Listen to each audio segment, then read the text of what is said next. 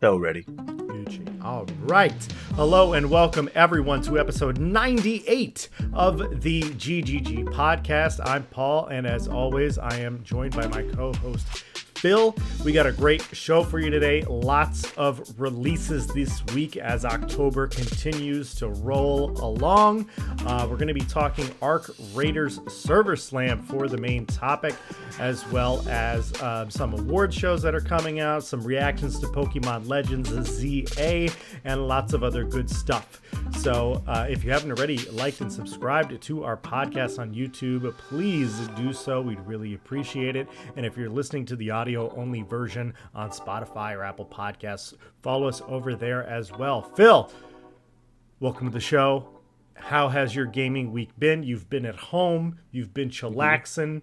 This is probably the most gaming you've done in a while, yeah? Am I correct in saying so? In months. Oh, yeah. No, I've been playing a lot of Battlefield, a lot of Pokemon, a lot of everything else. I don't even know. What else is there to play? Ghost of Yotei. Yes. I've been... Hold on, let me look at... there's a game on Game Pass I've been playing a little bit of. Oh, I've been playing a little bit of Ninja Gaiden 4. That was just today, but whatever. It counts. Ball X Pit, Arc Raiders Server Slam. I tried Monster Hunter Wilds again on my computer. Oh, wow. Still doesn't run good. Well, they've given up on optimization updates, just so that's said out loud. Yes. They gave it up for Windows 10. I updated to Windows 11. I was like, maybe that was the difference. Maybe that was the problem. No, it's still, they just built it for a different processor size. Like, you got to have a pretty high-end one to run that game, which is surprising because it doesn't look as good as a lot of games. It looks like garbage because it looks like a PS4 game, but I think it could look great. Yeah, but not a lot of people got 5090s out here. Fair enough. But I've been playing a lot of similar things. Tons of Battlefield 4. I actually, unlike most players, I have beaten the Battlefield 4 campaign. So that's nice. I mostly just did that to get all the unlocks that you can get for the multiplayer mode. Been playing that. I beat Ghost of Yotei. I'm probably going to platinum it. But I have some work to do as far as the trophy hunting there. I played the Arc Raiders Server Slam begrudgingly.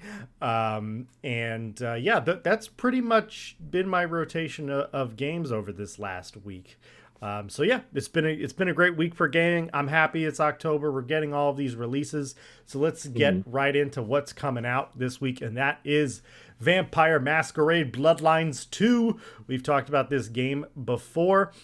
It's getting kind of mixed reviews. This is an RPG, first-person RPG, where you play as a vampire. Currently on Metacritic, it is sitting at a 65. So that's probably not what the developers wanted. But I don't know. It's always.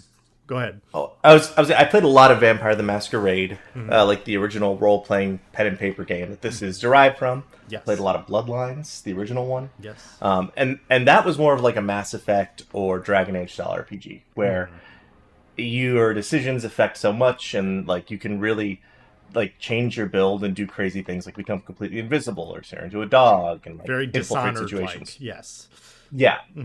This new one seems to be kind of an action RPG that just kind of has like the different vampire powers that you get, which I'm sure is very fun. But I guess just in terms of what has been coming out lately, it's a hard time for them to launch this game right now compared to A, what it was, and B, what else is available. What do you think it's competing with right now? Well, here's the thing. I think it's Pocket.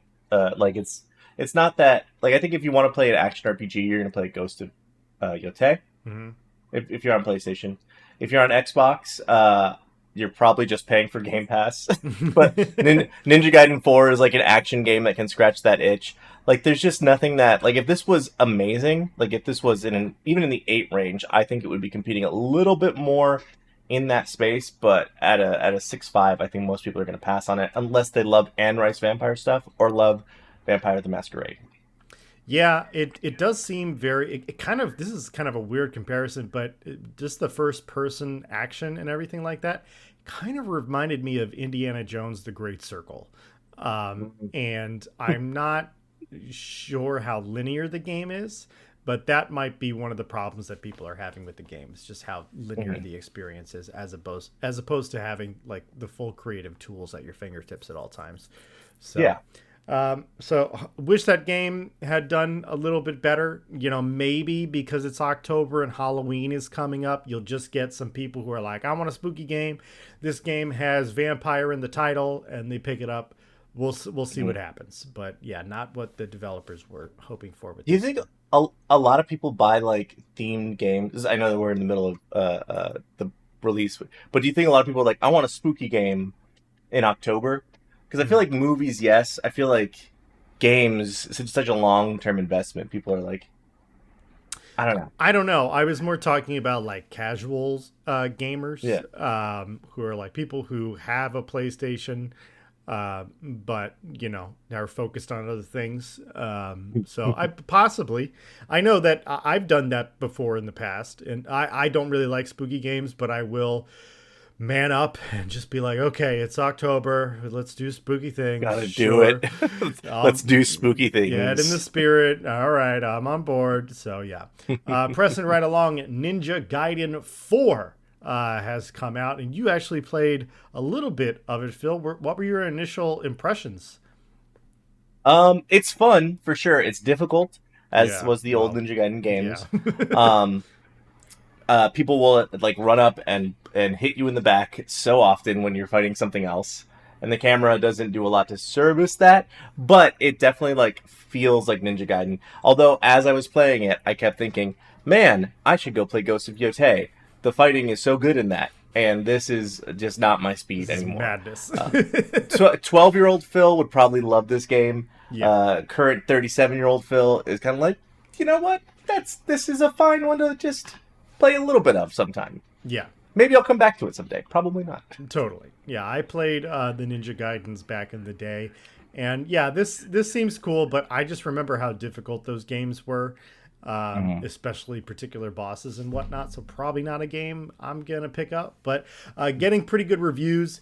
The consensus seems to be that it's nice to have this game back, Ninja Gaiden, that is, just because it returns to some of the original mechanics and everything that just worked so well and people jived so well with in the original series.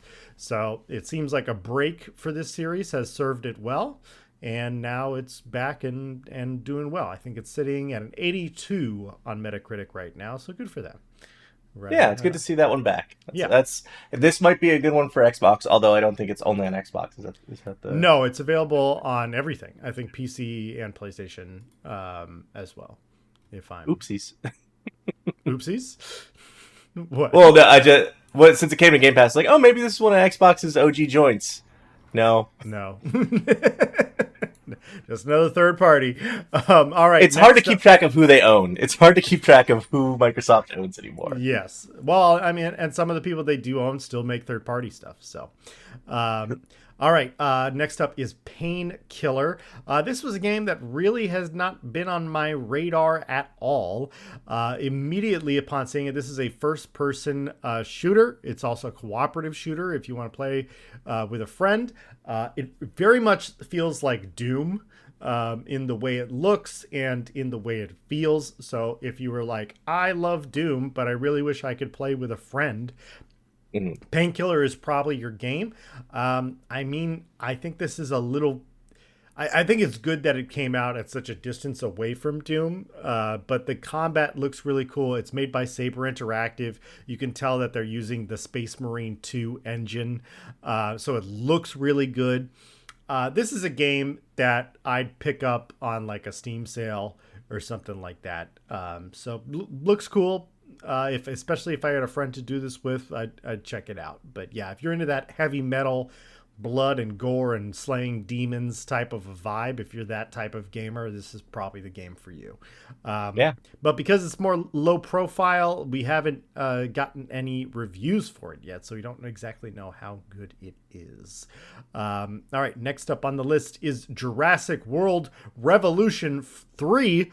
I know my girlfriend has played the crap out of Jurassic World Revolution 1 and 2, so that's awesome to see that it's coming out. Lots of new features. There's boats now, so you can reenact the latest horror of the Jurassic World movies, or excuse me, Jurassic World Evolution, I should say, not Evolution. Revolution. I was trying to figure out, like, how do I tell them it's evolution? It's no. They're saying no to their dinosaur government. Good to see. This one's getting solid reviews as well. Yeah. Pretty much all of the Jurassic World games kind of score in the 7s or 8s, so this is an expected result for this. This is an interesting game because it's one I played a little bit of Evolution 1 and Evolution 2. And they keep becoming like free on PlayStation or free on the Epic Game Store, which is great. And I know there's lots of little other things you can add in. But what I really dig about them is that if you're in like a park sim game, this seems to be like handling itself with a lot of the whimsy and fun of a park sim game, but also a lot of like the meticulous detail. So you can kind of go like, I just want a silly dinosaur park. Or you can be like, I want to optimize the best dinosaur park possible. I got to make sure that all the taco stands are right next to the bathrooms. Yeah. And then right next to the Dilophosaurus. Cool to see these games chug along. I always kind of like, it surprised me when there's another one. Like, they made another one? Yeah. Good This was surprising that they were making another one. I just feel like the market for these games is there. But you look at the genre, there's no other games that are coming out in this genre. Like my girlfriend, she grew up on like Roller Coaster Tycoon, Zoo Tycoon, games like that. And I love those games too, but there's not really a lot of modern games that are doing this. And Jurassic World Evolution seems to really be the only one that, actually has some effort put into it. I'm glad that it's doing well, but I would like to see other games in this genre come out. Like, give me a new Roller Coaster Tycoon that actually it feels like the original roller coaster, but it has the graphics and some improved mechanics of a modern era game. That would be nice. I ask for that. Gamerverse, please. Gamer gods. All right. Someone is not on the side of the gamer gods, and that is Microsoft, because they are raising their prices again, Phil. Again. This time, though, not on the consumer. They are raising their prices on developers because, why not? So, originally, or previously, prior to today, if you wanted to get a development kit for an Xbox, and for those people who don't know what development kits are, it's they send development kits out to people who are making games so they can have something to work with, so they can make sure, okay, this runs well on an Xbox, we're at minimum getting this frames per second, everything like that. Previously, it was charged at $1,500, which I already think is too high for a development kit. And now they have raised the price to $2,000 per development kit, which to me is absolutely insane that they are charging quadruple what their console costs for a development kit.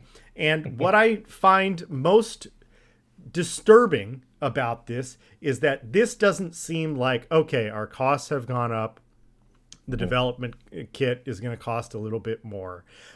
So we need to raise it to $1,700 and $1,722.58. Because if it was a specific number, then it would have been because of costs. But 2,000 is just this perfectly round number, this arbitrary figure that they clearly were just like, yeah, 2,000 sounds good. They continue to do this, raising their price across the board. I'm just waiting for the moment that there's backlash to this. And there hasn't really seemed to be backlash yet. What backlash is there supposed to be? They're Microsoft. Like, there are... It's not like we're going to put them further in last place. We're just going to be like, yeah, they're kind of just doing their thing. Yeah. Microsoft kind of subsists at this point. Like, and granted, I used to be a Dreamcast kid, and then I went to Microsoft, played the Xbox. I played the Xbox 360. I didn't get the Xbox One because I don't hate myself, and I haven't bought an Xbox console since because I've got a computer. Yep. But they are solidly in last place. They have nothing going for them right now. No real motion, despite owning every development company out there that makes banger games. They own Activision now. They own Blizzard. They own Bethesda, and none of that has been enough for them to like make a profit. So I feel like they're raising their costs now, which I think is something they were planning on doing. They were going to raise their costs on Game Pass once it was in everyone's house. They were going to raise their costs on their consoles once they were like ahead of the market. Right. But now they're doing it as a desperation, I think, to appease the shareholders who are like, we've spent so much money. What are you doing with what have you turned around and made for us? And the answer is nothing. And so here we are. Yeah, I definitely see that as being like, this is a shareholder thing, but it really seems like they're looking at every single angle of how can we make more money, because we know that the price of the Xbox has gone up, but they didn't raise this by the price of the Xbox. Again, this is an arbitrary figure that they are just like, yeah, 2,000 is a perfectly round number. And you know a development kit doesn't cost $2,000 to make. You know that they're selling this at like probably an 80% markup. And so probably not that much. This is a little absurd. But I'm just mad and upset about it. So it's just, I think now that they have established that Game Pass is a thing, they're like, oh, you want your game to be on Game Pass? Okay, well, you got to pay this amount for a development kit, and that's just for one. So there's like tons of companies that are like, okay, well, we need 20 of those. So it's another way for them to make money on their developers, which really sucks. So I get that they're a big company, but yeah, it's annoying to see, especially with all of the layoffs that they have done throughout this year. All right. Well, let's press right along. So there was a major Amazon network outage yesterday, I believe, or it might have started Sunday night. That was October 19th. That interfered with lots of like Amazon orders and workers and warehouses and whatnot. But it also knocked out things like Fortnite and Roblox, which obviously are very, very large games, especially to the younger generation. And so people were not very happy about this. And I didn't actually know this until this was published, Phil, but I didn't know that Fortnite and Roblox were even connected to Amazon's online services at all. And ADS is everywhere. It's like the what is the thing that runs under the old growth forests? Microsynth lattice, whatever it's called. It's the topsoil. I don't know. It's the big fungus that connects everything. Yes. All that to say, this kind of makes sense. A lot of like whenever something that everything relies on so much goes down for that amount of time, it's surprising to be like, oh, Fortnite built themselves on this, which is obvious. I guess that they, saved money on their network services by using Amazon. Mm-hmm. I don't know if that's saved money rather than, use another one that's probably more expensive. Right. But yeah, it's amazing how much ties into ADS that you don't realize till the moment.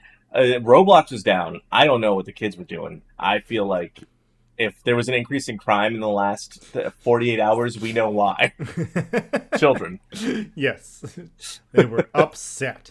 Yeah, I mean, they were upset. It's interesting. I didn't know that everything was connected through Amazon Web Services. I mean, it makes a whole lot of sense.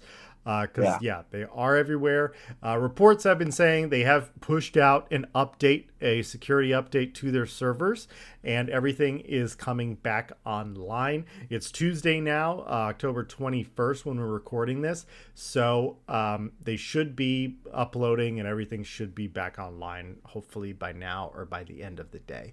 So that's good, but yeah, a little disturbing to see everything is so interconnected, but I guess that's why everything works so seamlessly. I suppose. Yes. That is the price we pay now. Yes, for synergy. All right, the Joystick Awards, run by GamesRadar.com, have begun, and we at Golden Glaze Gaming want to acknowledge the Golden Joystick Awards. Any golden compadres out there? So yeah, the Joystick Awards, they are the longest running video game awards out there. You can vote on them right now. Their voting is happening all throughout October. It ends on Halloween, October 31st. So if you head over to gamesradar.com, you can vote on those. And it's interesting to see now the game awards are kind of getting into cycle. We're seeing what games are standing out. You're seeing a lot of Expedition 33, a lot of Ghost of Yotei. I've seen Peak nominated for several categories, as well as Blueprints. Those are my two indie favorites, although I know people are really pushing for Hades 2 in a lot of these categories.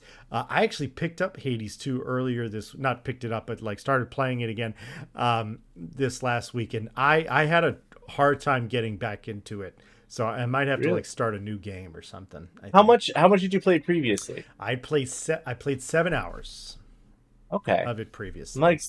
I'm not sure how much I've played, but I felt like it was pretty quick, like to get, maybe because it's like the run nature of it. It was easy for me to get back in, but I did feel like, oh wow, they've done some good stuff here. Like they've really like it feels finished and great, which is, I mean, it felt finished initially. Sure. So it's a tough one. I was just trying to figure out how to like play without like spam, like dodge and attack at the same time. And that's it's like you can button mash that if you really want to sometimes.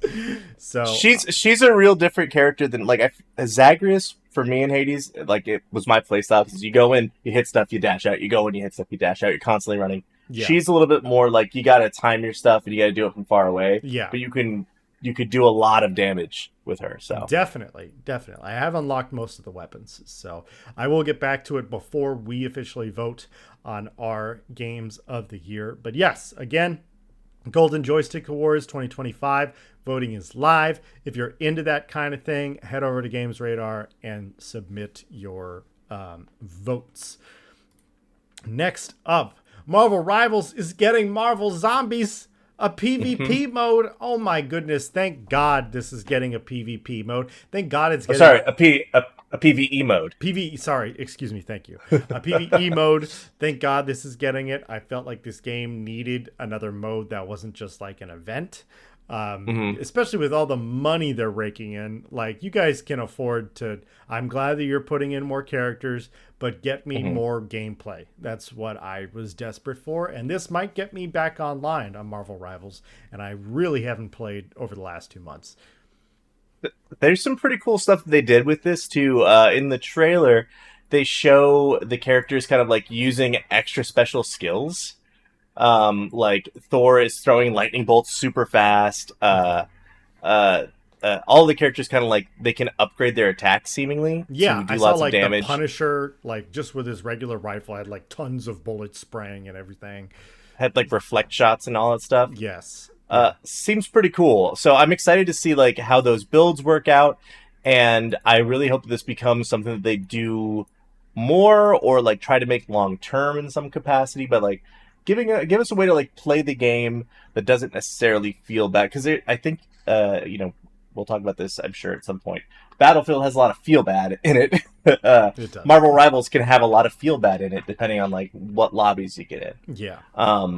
So this is a nice thing where people could just like, play with their younger brother, younger sister, younger friends, or friends who aren't gamers. But also, it just, for me, it fits a little bit more because it's like, this is a game about superheroes. And like, if you're actually like on a team of superheroes fighting against AI bots, it kind of feels more superhero-y instead of being like, I'm Iron Man and I'm fighting the Hulk, and it's like, okay.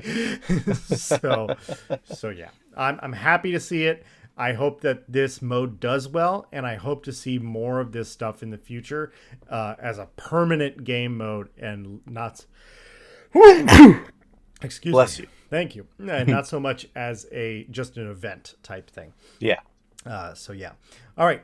Next up on the news, we have Pokemon Legends ZA not getting too well received, and this is kind of a mixed opinion thing because a lot of people are liking the game. I know you talked about it a little bit last week, Phil, that you really like the game. You're having fun with it, and I see other people reviewing it well, and then I see other people who are absolutely ripping this game a new one and critiquing every little thing. I just watched the donkey video of Pokemon ZA this morning, so that was pretty funny. I think his analysis at the beginning of the game is spot on, though. You are doing nothing but listening to tutorials for the first 2 hours of that game, and man, it's annoying. We're like, I just want to go catch Pokemon. I know what I'm doing. Let me do this. It really was interesting to see how old school and tedious the onboarding was, and it's just I don't know what Nintendo needs to, or what they need to do to fix the game and whatnot. But anyway, a lot of the critiques are like, these textures are bad, the city is empty, it's like it's open world, but it's really not, because it wants you to go to specific places. You can leave, but you can't really leave. So I think a lot of the criticism is valid, but I also think that the way they look at it, it's like, we're designing this game for kids. But there are some quality of life, like, why is there no voice acting in this game? Even if it was bad voice acting, why is there no voice acting in this game? How are you feeling about it now that you've gotten some more time with it? Do you agree with the criticism? Are these marginal things that people are complaining about that are getting in the way of fun? I don't think that the complaints are in good faith. Is my thing. All right, because it's weird to say, but it's like a Pokemon game is a certain type of thing. Even Pokemon Legends ZA was it's a certain type of thing, and that was a nice departure for the formula. That's you're going out, you're exploring, but the focus is okay, you're in this city. There is a lot of verticality to the city, which is an interesting thing. So you're trying to find different ways to get to different rooftops, or get to different underground areas to find different Pokemon.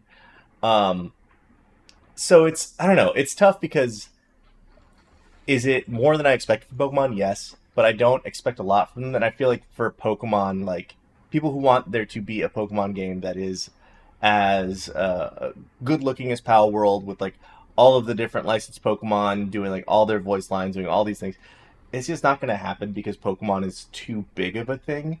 Game Freak doesn't have the time allotted to them. It's the card games, the anime, and movies and plushes need to all line up with these games.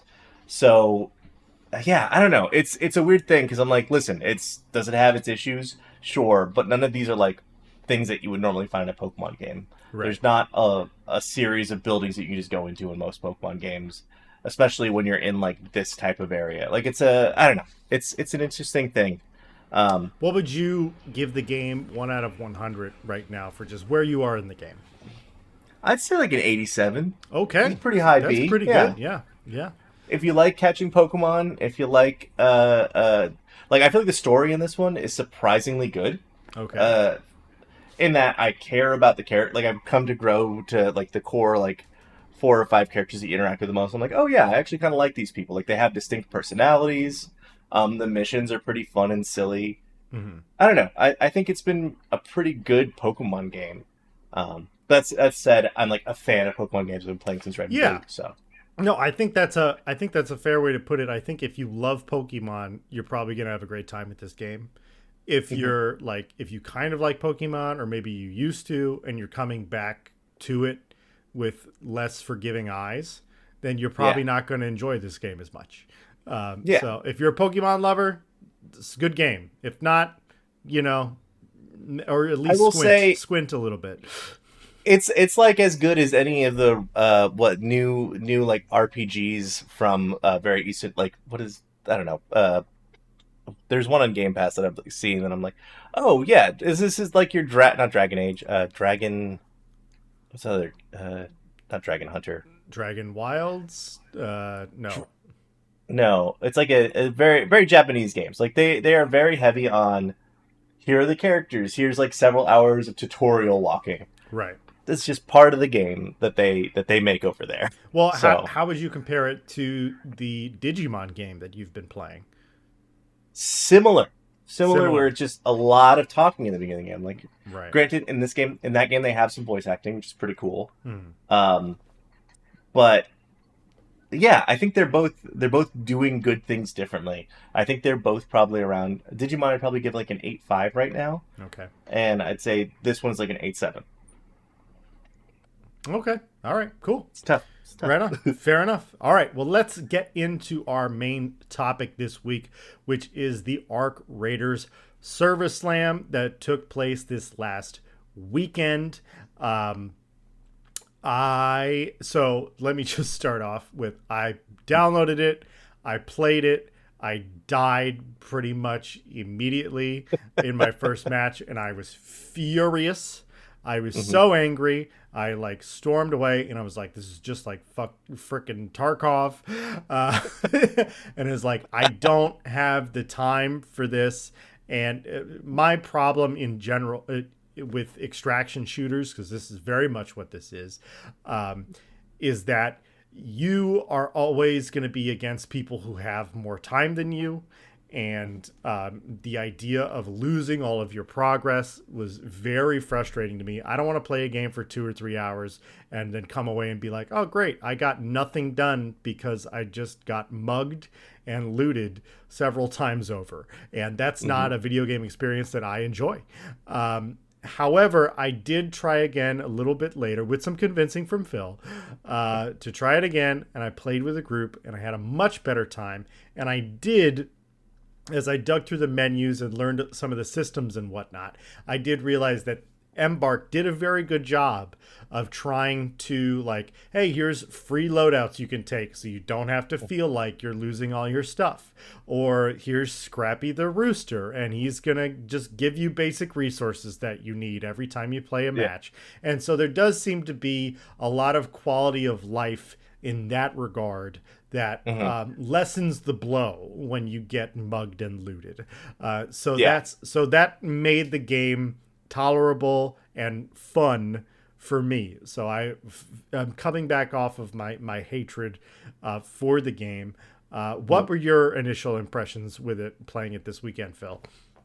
I definitely am not. I'm playing a lot of looter shooters. I like the concept because I love a roguelike, like Binding of Isaac. Probably have played more of that game than any other game because it's just something I can turn on and be like, oh yeah, a couple hours. Yeah. So like this concept, like okay, a multiplayer looter shooter that's not COD, that's not that's what like Return to Tarkov is, right? Or Escape from Tarkov, whatever it's called. Yes. I mean, it's not. It's Tarkov is not COD at all. Trust me on that. Tarkov is is so hardcore. It's crazy. Does COD have a version of that or of this type of game? I mean, like in a battle royale sense, yes. But Okay. I think like Extraction is a little bit different from a battle royale. In that, like a battle royale, you're always going in like, oh, I just have a pistol to start with, or like a Fortnite or something like that. Whereas like in Tarkov, you can be like, oh, I have the best weapon in the game, and I can go play against noobs and destroy all of them because all of their weapons suck. And so that was very much like what I was apprehensive about. So yeah. No, I think those are all fair criticism, but I just like the aesthetic of this game as well. So I was like, okay, this is an easy in for me. But I think what you hit the nail on the head when you said they do a lot to sort of mitigate the losing all your stuff. Like your character levels up, you get different abilities. So over time, you're just going back with a stronger character. Like going back into these fights, running your head up against the same wall, and being like, okay, well, I figured out a different way around it. You're learning, and you're also getting improvements that stick with your character over time. Yeah. The resources are tough, but also I feel like the resources, like once I started to understand the recycling and breaking things down, like you get a lot of stuff that looks like junk. You're like, what do I do with this? Do I sell it? What is the point? Do I keep this for? Yeah. You break it down because everything is like 4 or 5 parts that you use to make a gun, that you use to make a shield recharger. So all that to say, I was pretty impressed by it. I tried playing with another friend of mine, and we didn't have too many successful runs, but I had a couple of solo successful runs.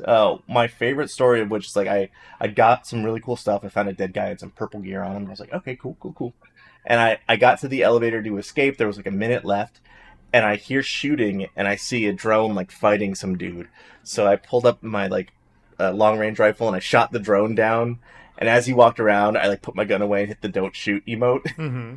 And he was like, "Don't shoot, don't shoot!" And we both just said "don't shoot" to each other. We summoned the elevator. We got in, and then we left together. That's great. That's great. Yeah. It's a rarity for sure. Because when playing with the 2-player mode, I saw a group. We had the drop on them, and we pulled up with our guns to "don't shoot, don't shoot," and we left them alone. They left us alone, and then 5 minutes later, they came and shot us in the back. Yeah. So, yeah. Yeah, I mean, and that's part of it. I had a similar experience. We found one team that we were able to team up with and extract with while we were holding off a third team. That's cool. Yeah, it was really cool. But that was the only time we had people like not fight us. And there's definitely, it's definitely that kind of stuff. Like I would still prefer if this game was just a PVE game. And that's just kind of what I like. I want to fight those big jumpy robots. They look awesome. That's what I want to experience. And like the drones and other stuff like that. The PvP combat is really not as interesting to me. I have been against that stuff since like I played Red Dead Online, and I've gotten like my max trader wagon robbed out from under me. There's nothing more frustrating than losing hours and hours of progress to some D-bag who just has the advantage over you. So, so like I have a lot of feelings when it comes to that. But overall, the game looks great. I like that the guns like are kind of crappy because I think that helps balance things out a little bit with the player-to-player combat. And then I will also say, I don't know. I just like completely lost my train of thought, Phil. Well, I think with this game, what I find most interesting is you have to be so tactical and so like playing by myself was a whole different experience. I felt like I was in a post-apocalyptic movie or like a more real version of Fallout where I'm just like, okay, there's a drone over there. I'm not going to mess with it. I'm just going to lay here and wait for it to leave. Then I'm going to go rifle, like, oh, that was loud. I don't hear any footsteps. Okay, we're keep going. We're like grabbing stuff. I really enjoy that aspect of it, that it feels very like tense and real. So I'm excited to see when this game comes out, like, because you're only allowed to play one area in the server slam. You can upgrade your chicken that gets you items in the real game. So it seems like the sort of like advancement will be steady, sped up. Yeah. And you'll be able to do some cool stuff in that game. So yeah. Absolutely. And that, like we were talking about, just the quality of life with that, of like, even if I lose, my chicken thing is still getting me resources, or I went in with a free loadout, I'm getting a little bit of experience. So like that helps a lot for me. I've heard this game described as Tarkov for employed people. So, and that rings very true. It's like, I'm not going to, because employed people do not want to waste their time. So well, there is a version of this game. It's kind of a news story I saw today. What is it? Escape from Duckov. Have you heard of this? No. Okay. So it is, you play as like little rubber ducky looking characters, and it is an Escape from Tarkov style extraction shooter. But it's top down and you're playing PVE.